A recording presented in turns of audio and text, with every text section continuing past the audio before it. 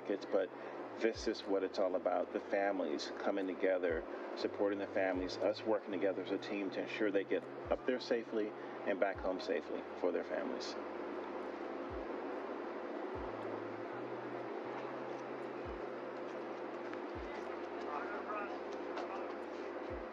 I couldn't hear everything they were saying, but I did catch Bob telling his son to be good for Mom and make her life easy.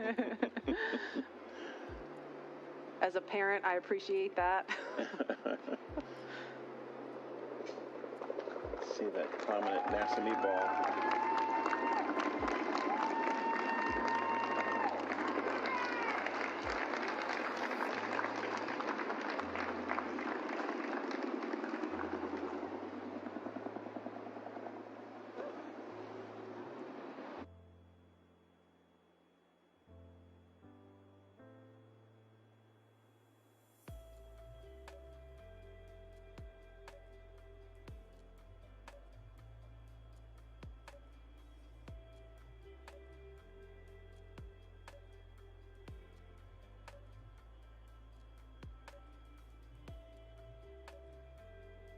There's our hangar. We process Falcon Heavy in there. There are other boosters in that hangar as well. And the rocket and Dragon that is on the pad right now was put together, or rather finally integrated inside of that hangar and then rolled out to that pad to go up vertical. And there it is. That shot really gives you a sense of the scale of the Falcon 9 rocket. Those Teslas look teeny, teeny, tiny, making their way up there. Yeah, really cool watching the Teslas pull up, driving on the launch pad just a few feet away from the vehicle. This is awesome and getting really excited over here.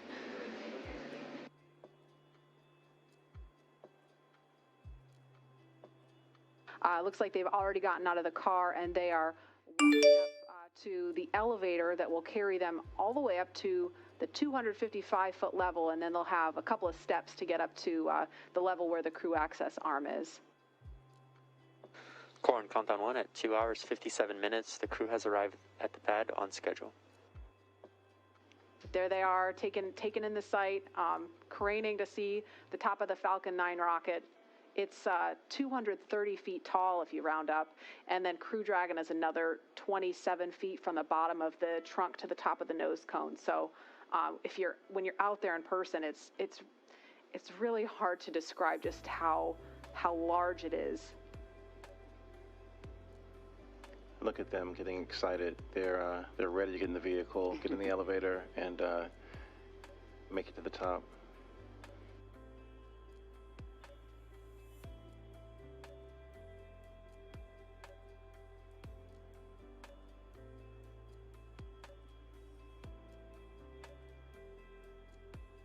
And we should hear a call any moment that the crew has arrived at the pad as they make their way up the stairs, and they're headed to the crew access arm now.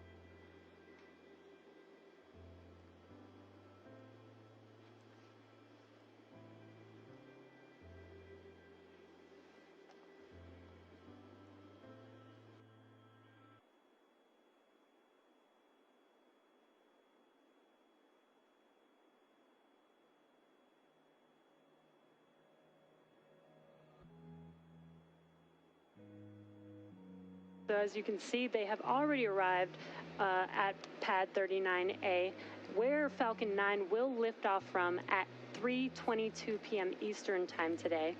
They have ascended the tall structure already, which is next to the rocket, and it's called the fixed service structure, and also have already walked down the corridor, which is known as the crew arm, which is what they're standing in right now. That's right, and as they prepare to board Dragon, they have this one final stop that they're standing in right now, and that's the White Room. The White Room is literally just the room at the end of the crew arm that has an opening into Dragon. It is the last place on planet Earth Bob and Doug are going to be standing before they step into Dragon for their ride to the International Space Station.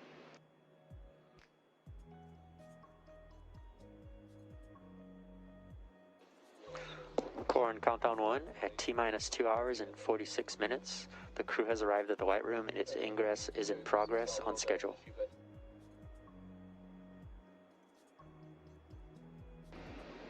And as they climb into Dragon, they will buckle themselves in and attach their umbilicals to their suits. And as you can see, the suit techs are there to help them get buckled and settled into those seats. And we can see the seats slowly start to rotate. Again, they're in this down position just to make it easier to climb in and out of Dragon. They'll rotate to this launch position to put their backs a little bit more parallel to the ground. It makes taking the G-force a little bit easier for the crew on the way uphill, but most importantly, positions those touchscreens directly in front of them, which is just their gateway into Dragon. Dragon, SpaceX, seats are in the launch position. We copy. And launch control clear to retract the access arm on time. SpaceX Dragon displays are configured for launch. Copy. Bob, Doug, on behalf of the entire SpaceX team, it's been a huge honor to help you get ready for today's historic mission. Know that we're with you, have an amazing flight, and enjoy those views of our beautiful planet. Thanks, Jay. It is absolutely our honor to be part of this huge effort to get the United States back in the launch business. We'll talk to you from orbit. Thank you. Copy all. Thanks for those words. Falcon 9 is in startup. Dragon is in countdown.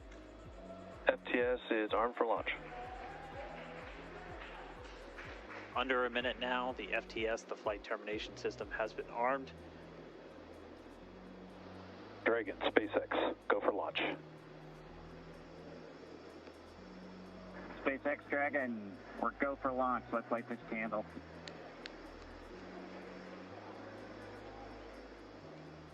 T-minus 30 seconds.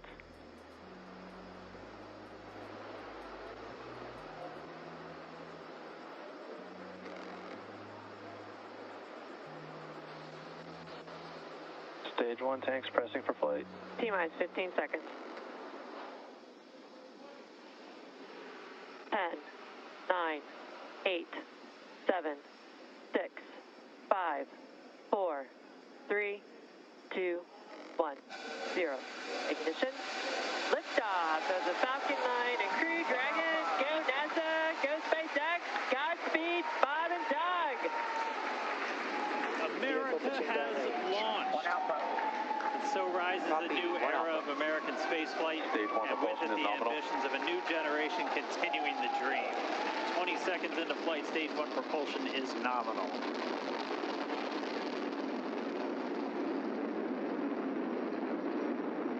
T plus 30 seconds into this historic mission. Flying crew on board Dragon and Falcon 9, and look at them go. Falcon power telemetry nominal. M1D throttle down. We're throttling down to get ready for the period of maximum dynamic pressure. We're in the throttle bucket. Reports say all systems are go. Vehicle is supersonic. We've exceeded Mach 1 on the Falcon 9. M1D throttle up. We're throttling back up to full power as we're through max Q. Copy, 1 Bravo. And we heard that 1 Bravo call out. That's just the second abort zone that they're in. They'll continue to be on this until the first stage has done its job and they switch over to the second. At this point, Bob and Doug pulling about 2.3 Gs, 2.3 times the Earth's gravity, already moving at over 1,500 miles per hour. We've heard the call out for MVAC engine chill. That's getting the MVAC engine ready to light. That'll come at about 2:44 into flight. Right now, everything continuing to look good. Next major event coming up is going to be the triple. We'll have main engine cutoff of the 9 first stage engines, stage separation, and then ignition of the second stage engine to continue to carry astronauts into orbit. Coming up in about 20 seconds. M1D throttle down.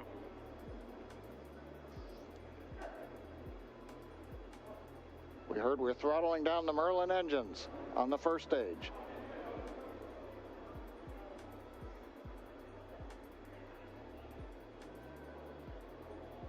And we have MECO. MECO. 2 Alpha. Falcon stage separation confirmed. Copy, 2 Alpha.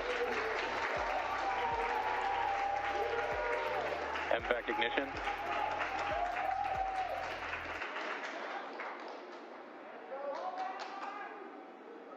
All right, we have stage separation confirmed. The first stage beginning its flight back. The second stage being powered by that single Merlin 1D vacuum engine has ignited and is now carrying Bob and Doug into orbit.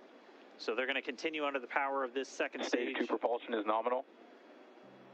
Which will cut off at SECO, or second engine cutoff, at about 8 minutes and 44 seconds into today's flight. So a little over 5 minutes to go still on this second stage. You heard the call out to Alpha, so they're now in the longest abort zone that carries them all the way from about North Carolina up the eastern seaboard, almost to Canada. Things looking good though, getting good call outs, nominal propulsion on that second stage. Bob and Doug continuing to make their way into orbit.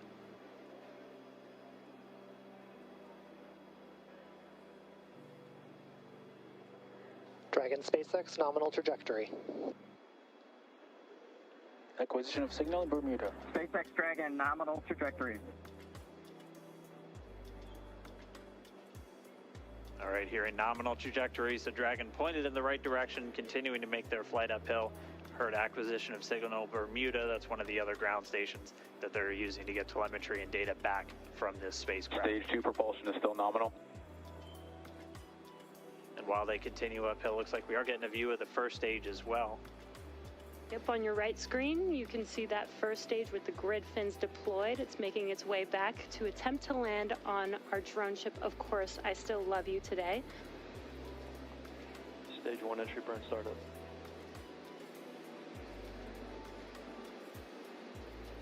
And there is that entry burn beginning. This burn lasts about 36 seconds long. Stage 2 FTS is saved.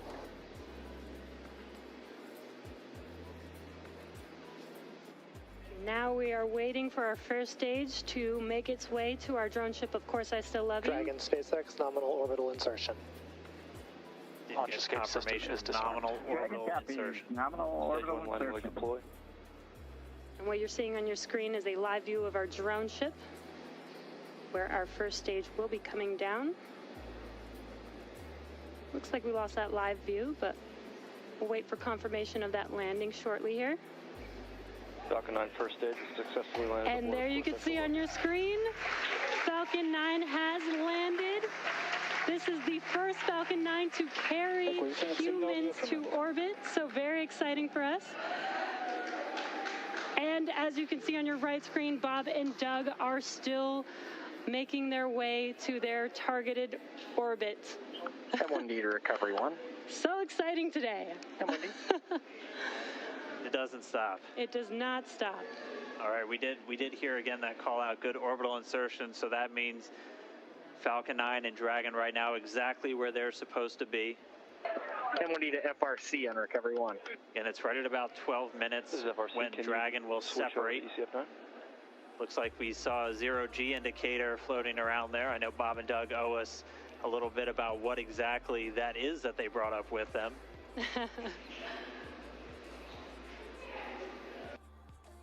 Dragon separation confirmed.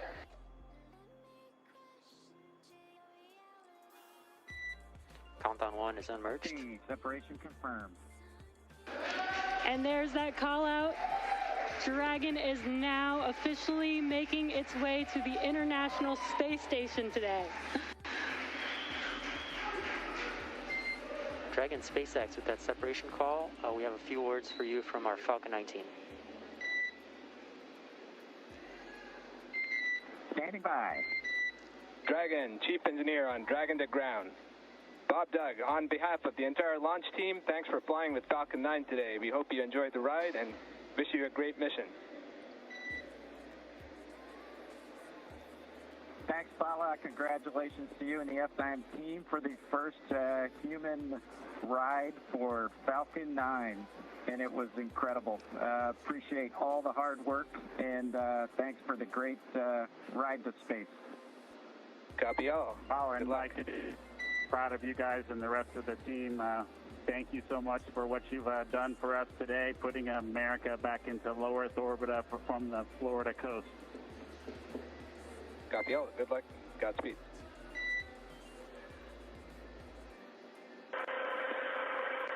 everyone. Welcome aboard Dragon.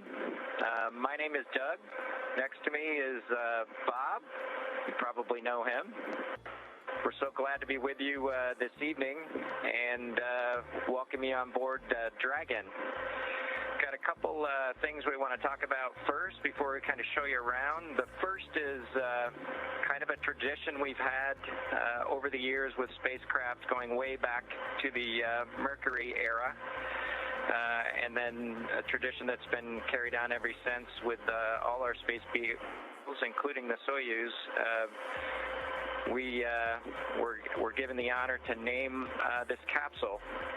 I know most of you at SpaceX especially know it as Capsule 206, but I think all of us thought that we could maybe do a little bit better than that. So without further ado, we would like to welcome you aboard Capsule Endeavour.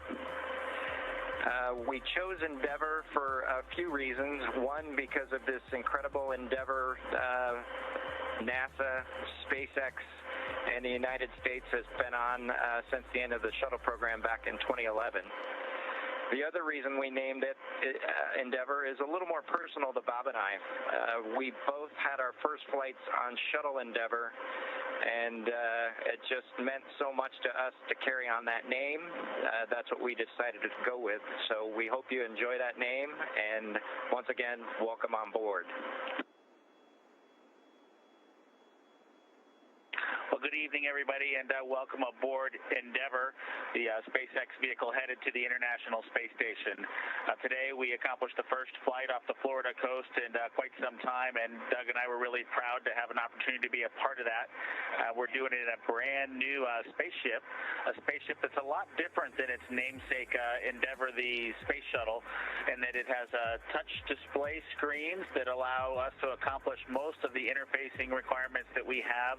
We'll have if Doug pans over and points at the display in front of me, you can see the forward view that we had during the maneuvers that we most recently did. You can look out the window. It looks like the centerline camera doesn't have a lot of content on it now. We're kind of pointed into space so that the windows can see the Earth below us.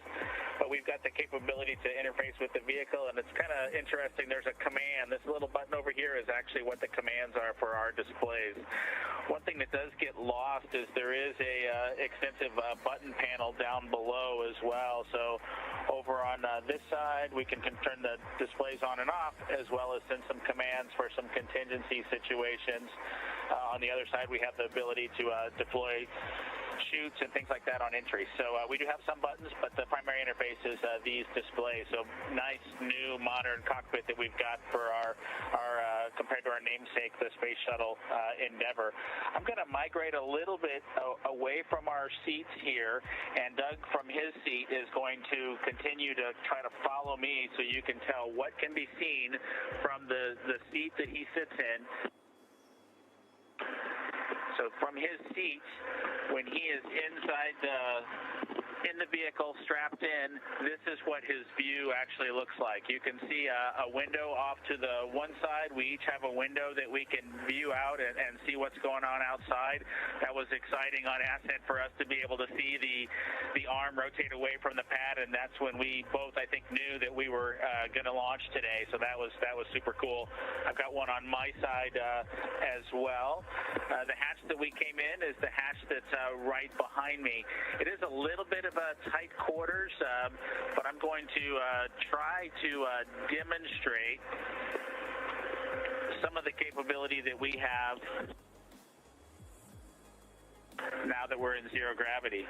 So I think I was requested to do a backflip. I'm going to kind of do a side spin, which is a little bit of a permutation on that request. So hopefully you can see what it's like to actually float in zero gravity, and Doug and I are super excited that we got the opportunity to do this again today, even before the end of May. So that was super cool.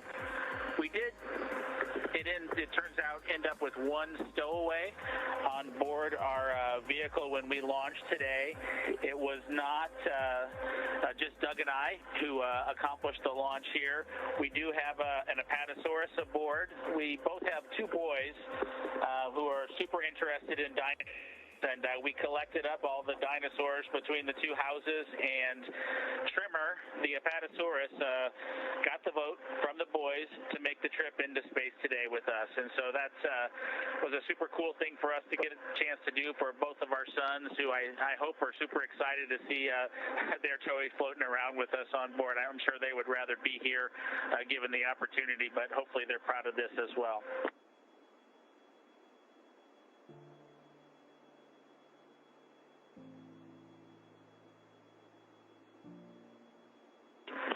Okay, as we work our way towards one of the windows, unfortunately it's getting a little bit dark, but I don't know if Bob can pan over here. We just passed off of the coast of Newfoundland, and we're headed over to over the Atlantic right now. I don't know if you can get a good picture of that.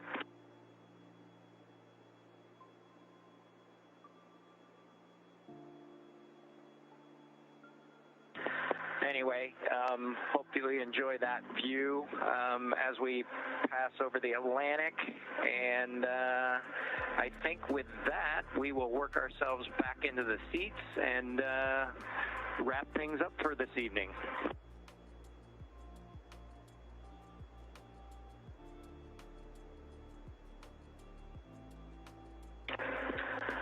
So Doug's there making a nice big smile for the camera.